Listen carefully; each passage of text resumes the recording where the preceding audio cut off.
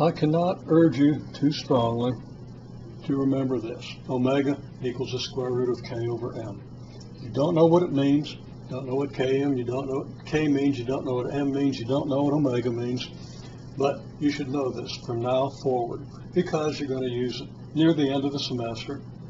And if you don't know it now and have it in your mind all semester, there's going to be a slot in your understanding or a slot in your knowledge base that you're not going to be able to fill because you're busy trying to remember this.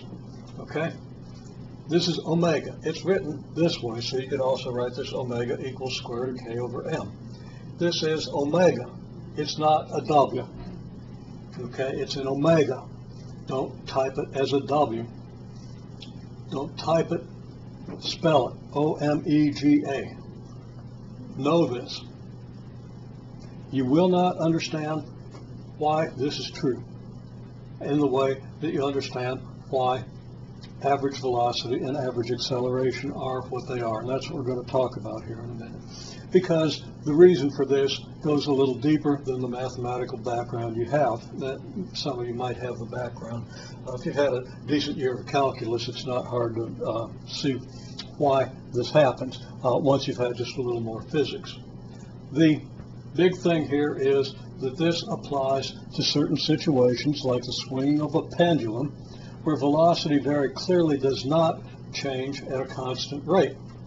That's because the velocity of a pendulum goes positive, then negative, then positive, then negative, then positive, then negative. A graph of velocity versus time for a pendulum is sometimes positive, sometimes negative, sometimes positive, sometimes negative, and you can't get a straight line to do that. Okay? Uniform acceleration, the velocity versus time graph is a straight line. That's not the case for a pendulum, and for many, many types of motion, wave motion, motion of a pendulum, motion of a mass on a spring, the motion of just about anything that kind of bounces within certain restrictions is governed by this sort of thing. It's not a uniformly accelerated motion situation.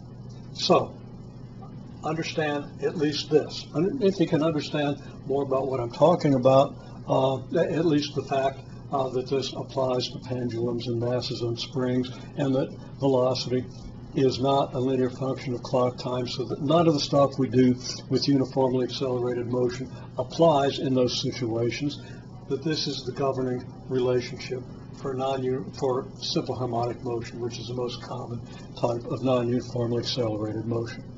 Might be a little hard to read this. It says applies to SHM, which is simple harmonic motion, which is one common type of motion where V versus T is not linear. And examples of that are the motion of a pendulum or a mass that's bobbing up and down on a spring.